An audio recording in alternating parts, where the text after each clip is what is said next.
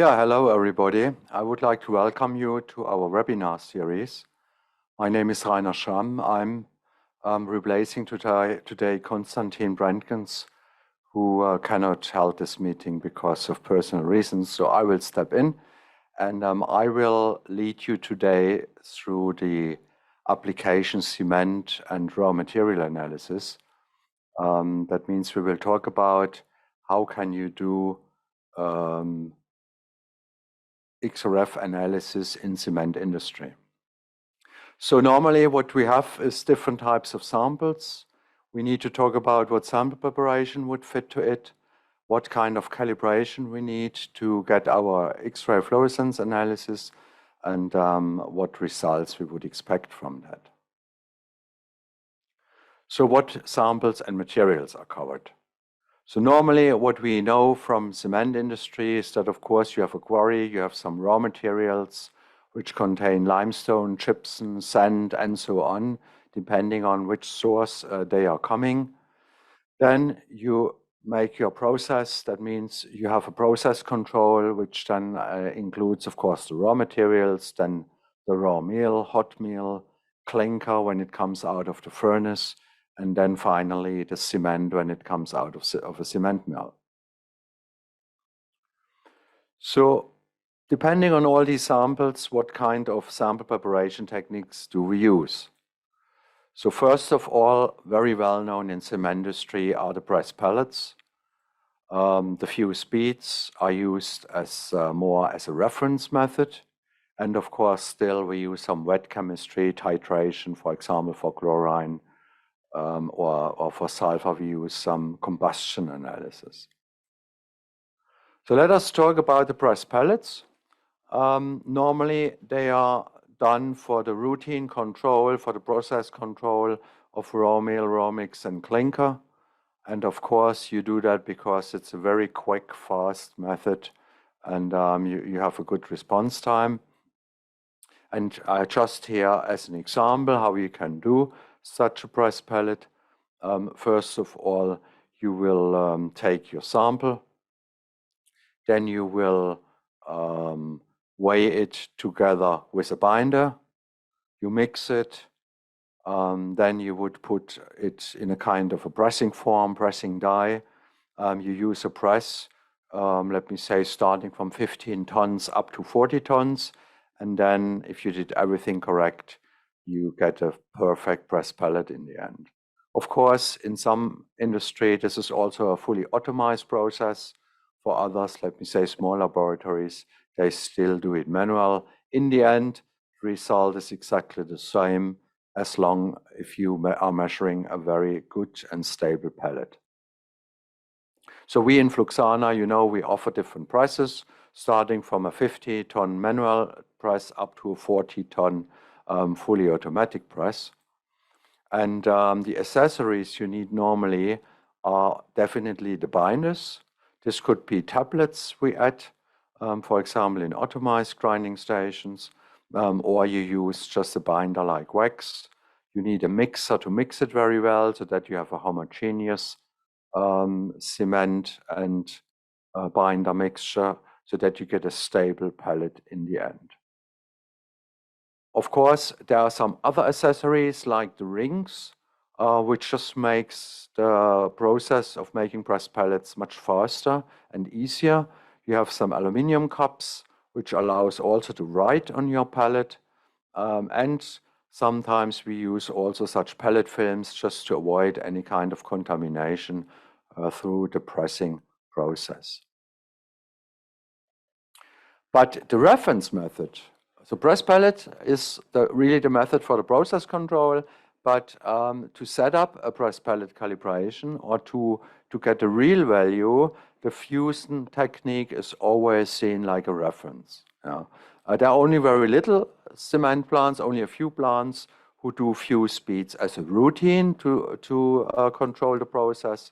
So mostly fusion is seen as the second analytical method to get the reference values to make secondary standards out of the plant materials. And the advantage, of course, is that you can do all different kind of materials in the end, and let me say 2 calibrations, so you only need 2 setups to analyze either your raw materials in a raw material calibration and your cement, raw meal, hot meal, and clinker in a so-called cement calibration. So how is fusion working? The principle is that your sample is mixed with a glass powder, and it is then mixed together so that you have a good contact, and after that you heat it up to the melting point. That is something around 1200 degrees. You mix it very well, and once it's homogeneous, you pour it into a preheated mold so that you get then a glass, which is then cooled down so quickly that after 6-7 minutes you have fused bead in your hand. So we in FLUXANA have 2 options. Either you can work with an electric furnace to do your fusion, and depending on how much throughput you need, there you can use 1 sample per time in the furnace or 4 samples per time in the furnace. And of course you can save different applications, which is different temperature and different timing. The other option, the second one, is that you use a gas-driven furnace, a gas-driven fusion instrument, which is of course also a very well-known technique, very robust, and has always some advantages against the electrical machines. Gas is always very quick and fast in heating up and cooling down, while a furnace of course needs much more time to heat up and to cool down. And so I would say that service-wise, gas is still on a lower cost side than the electrical machines, just if you look on the running costs. Yeah. But both do the same job. Electrical has some additional advantages, for example, that you can also do some volatile elements, and it is of course a closed process, not open flames. So security-wise, electrical has some more advantages than the gas systems. So let's see now how we can do the analysis. What we need for press pellets is definitely a calibration, but how to set up a press pellet calibration. You cannot go to the shop and just buy CRM samples, because there's always a risk that these materials do not fit to your plant materials. So that's why normally we go a different way. We use plant samples and prepare them as fused beads, get the results, and with these results we can then build up a press pellet calibration, so that in this way every kind of solid material we could get reference values and set up a press pellet calibration. So you collect samples, you analyze them, prepare as a press pellet, and then you calibrate it using the fused bead results. But of course, what we have to know is that because of these particle size effects in the press pellet, we have a much higher error than we would have in the fusion process, and this is why we do fusion. Yeah? So fusion gives you a better accuracy and precision, and that's why we can use this as a reference method, while press pellet can only compare the result from yesterday with the result today. And for example, if your cement mill is changing over time, also your press pellet results will change.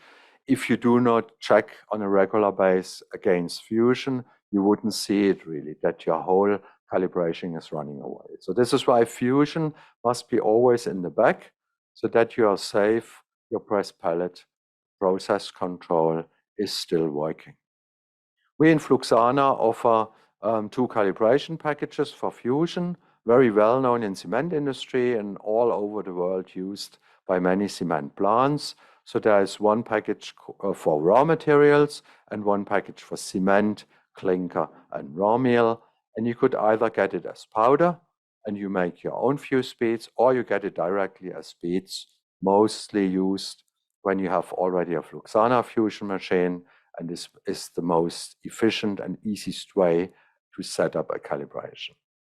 So here, a lot of figures. So this is the table of the cement calibration table. So the cement calibration set, and here you see the ranges we would cover.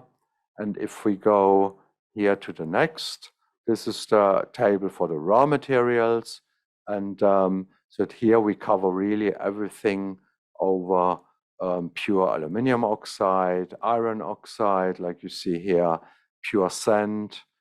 We have gypsum included, and many other materials as well. So you see there are 25 raw materials covering the whole range, and you can see this in the table.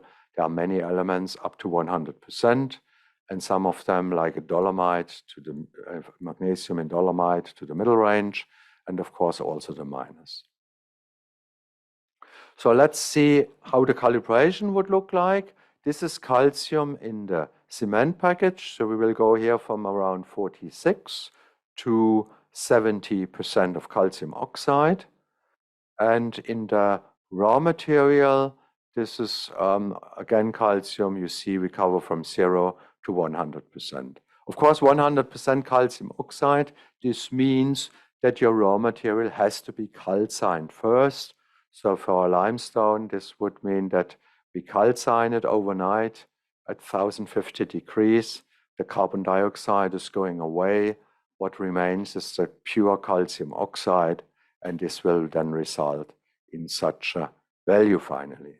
And if you compare the standard error of estimation of the calibration, you see the raw material for the whole 0 to 100 range in the range of 0.3%, and the cement, where it's a smaller range, we are in the range of 0.2%. If we look in silica in cement, from something like 19 to 32%.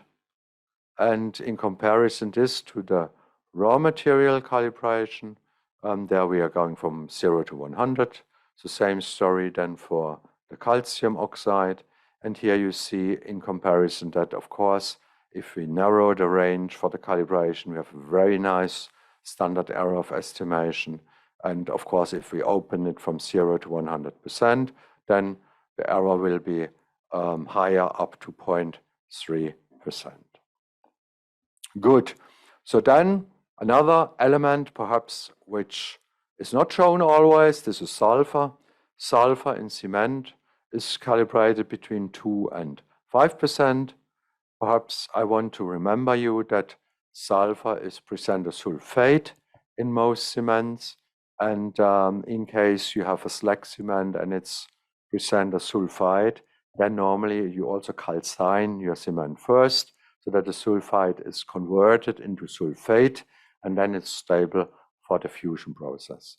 Still, there will be a certain loss of sulfur during your fusion, and this is why it's so important that your fuse bead is produced under very constant conditions.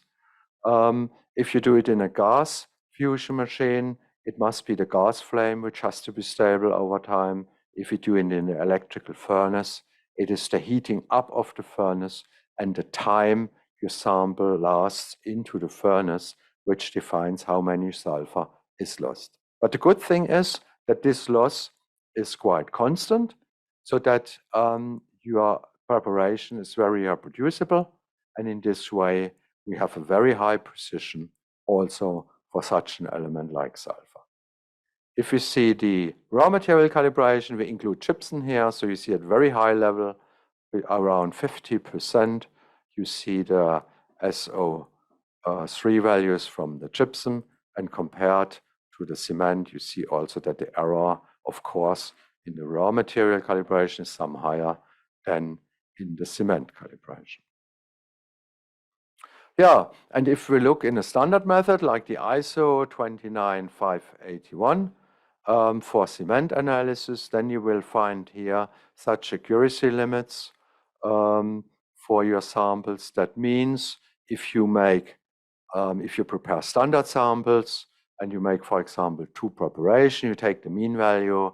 This mean value should not differ more than this accuracy limit from the certified value. Yeah, and there are 2 two levels, expert for the reference laboratory, and there's a normal performance for the plant laboratory.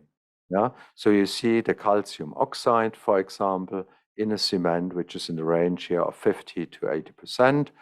There's, in an expert laboratory, we should have not more as a deviation of 0.25%. Yeah, so these are for us in FLUXANA the accuracy limits we always watch our methods to be safe that we are within these limits.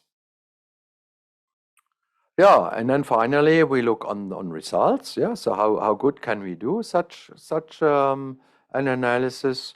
And for example, classically we use a NIST certified reference material.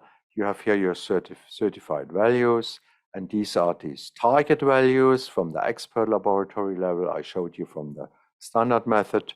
And then you see first of all here the mean value and the standard deviation, and you see the bias, so the difference between the value we have analyzed and the value which you will find in the certificate. And there you see for the main elements like here calcium oxide that we are, you remember it was 0.25 allowed, we are just nearly on the point. And if you look for silica, for example, we are just on the point. And you see for sulfur as a volatile element, you see still, yeah, we are in that range of an expert laboratory, even if we know that sulfur in the fusion process is volatile. Okay, let's have a look on raw materials. So some raw materials we have analyzed against the raw calibration, and you see there was used reference materials like a sand from NIST, a gypsum, an iron ore, on rock, a limestone, and a cement. So wide range of different materials, all measured in the same calibration.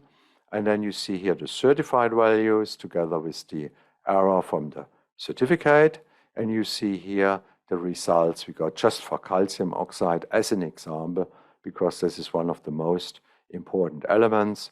And then you see the bias we reach here. And you see that bias is nearly in the same range than for a cement specification. But of course, here we talk about raw materials where we should allow some higher error than in the cement.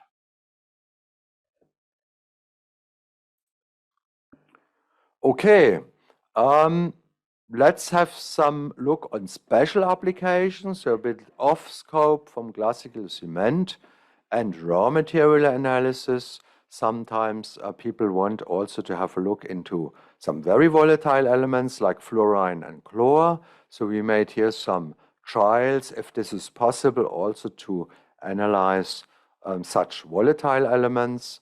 The sample preparation for the chlorine in, for example, a raw meal or in a hot meal was just standard 1 gram of tried sample with 8 gram flux. Or for the fluorine, we used a very high concentrated sample, so just 3 gram of a sample together with 6 gram of flux. So very low dilution, because fluorine is a very weak element, so we always need to do some efforts to see that. And then when you look, this is the chlorine in hot meal. This was just calibrated against wet chemistry, against the titration values. And you see that we have very good standard error of estimation. So this calibration is very nice. And normally you would not expect that fusion is able to recover such a volatile element like chlorine. But we used here lids on our crucible and our electrical fusion machine to do that. And for the fluorine, you see also a concentration range up to 2%, and here in that range of 0.1 to 0.7. I know for cement this is still very high, but this is was just a study to see what is possible and how stable is the fusion system working. This was the idea behind. You see here we analyzed the NIST cement, which has reported some fluorine values, and a rock sample also, which is in the range of 0.4% fluorine. Here you have another table where we made some repeatability preparations of chlorine in hot meal. Sorry, this is chlorine in that cement, just to check what is the standard deviation, and you see how stable you can do such an element in a fusion system. Okay, another special application we can see in cement industry sometimes is in pressed pellets, the determination of sulfate beside sulfide. Yeah, so SO4 2 minus in comparison to S2 minus. And there's a special effect we are using, and this is that on the sulfur carbeta line, we see in the case of sulfate a satellite line. Yeah, so this is the sulfur carbeta, and then just on the side you see such a satellite line, and this is only coming from sulfate. Yeah, so if your cement is containing both sulfide and sulfate, then the sulfur from the sulfide would be in that peak, and the sulfate is only in that peak. Sorry, in this peak is all the sulfur components, so sulfate and sulfide, and this is only sulfate. So this is why we have a possibility to determine only the sulfate part in a cement. But we need for that in the hardware, in our spectrometer, a special crystal, this germanium crystal, because this is a crystal with a very high resolution, and only then we can resolve these two peaks. Yeah? Otherwise, it would not be possible to see that peak beside this one. Yeah, and here you see a calibration. So we have used our cement set. There are some cements in our library which reports sulfide and sulfate. So in this way, we can just make a calibration based on sulfate, and then you see the error of such a calibration is in the range of 0.1%. And also here you see some example values. So there's quite a good agreement between both. But of course, you have to take into account that this here is only possible on pressed pellets. Yeah, in fusion, this difference would be destroyed. So all the sulfide would be converted into sulfate. So you can't distinguish anymore. So this works only on a pressed pellet sample preparation. Okay, last but not least, I would like to announce that we do on a regular basis proficiency tests, also for cement industry. Just in the moment, there is one running, so probably most of you have already applied for it and got the samples already. And so that means then during this year, you will get another proficiency test study from FLUXANA for a new cement round-robin sample. Let me summarize now this presentation. So the preparation for samples for cement industry, you would need, of course, sample preparation. Either you use the pressed pellet technology or you use the fusion technology. You need a range of certified reference materials, which are good for cement, clinker, raw meal, or the raw materials that you can do your incoming material control. Then we offer you different packages, and of course also some special applications like the sulfide and sulfate, and the package for the cement, clinker, raw meal, and the raw materials. And of course, always in FLUXANA we include drift monitors, so that you have also the possibility after calibration that this that your application is really long-term stable. And we would also include training on site and any kind of support you need to get this application set up in your laboratory. You have seen also some special applications. If you have interest there, please send a sample to our laboratory. We would then just analyze chlorine and fluorine in your samples to demonstrate how good this is working. Okay, at this point, I thank you for your attention. Of course, this webinar will be continued, so there will be another one in March then for standardless XRF analysis, and I would be happy if you come back and also listen to that. And now I'm open for your questions. Just put it in the chat or in the questions and answer sectors. Thank you very much.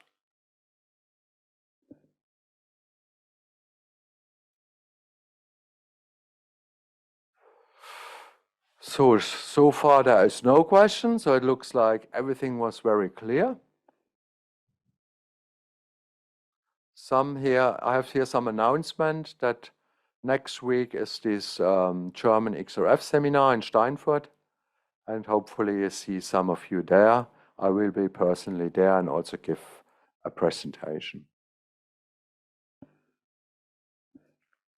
Okay, if there are no questions, then I thank you very much for joining today. There is another question coming up. Those accuracy limits were for cement or for all type of raw materials? I didn't hear that part. No, the accuracy limits I presented you, this was from a cement standard method, so it's only for cement. And of course also for raw meal and clinker after you calcined these kind of materials. Yeah? For the raw material, there is no standard methods which gives any kind of accuracy limits. So this has to be established yourself. Then we have here another question. What is the best condition for fine sulfide and sulfate in raw material limestone? You could use exactly the same parameters. So you should use the same X-ray conditions and of course then some materials which contain sulfide and sulfate so that you are able to calibrate this. There's a white paper on our website you could download, and then you have the measuring conditions. You could test this. So then there's another question. Does the application package include standards as powder? Yes. So you can buy 25 powders for cement and 25 powders for raw materials to establish your own calibration. This is a very well-known set already used since more than 15 years in cement industry. And of course, we can support you also with how to set it up in your laboratory. If you have a FLUXANA fusion machine, you could also buy this as fuse beads directly, and then you don't need to fuse them yourself. This is just to minimize the possible errors by setting up such a method. Okay, more questions?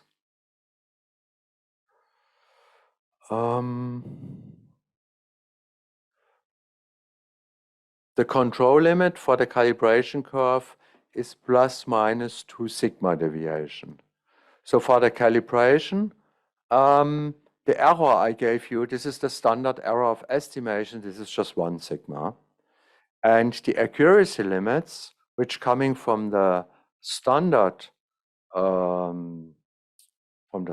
method, this is difference. This is bias. That means you make multiple preparations, you establish a mean value, and then you make the difference between the mean value and the certified value. And this difference is compared to the accuracy limit. I would say in that accuracy limit, they have included the whole measurement uncertainty.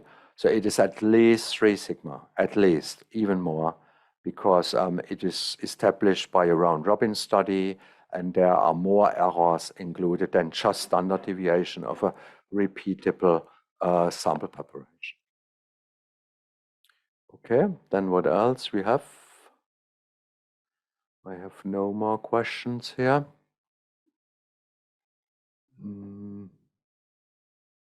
No, if you have more questions later on, send me an email, please, and I will be pleased to give you an answer as best as possible. So I'm always there. Just send me an email. Okay, if there are no more questions, I would really thank you very much for this contribution here, and I hope see you again in our next webinar, and or see you personally on any kind of event in during this year. Thank you very much. Bye bye.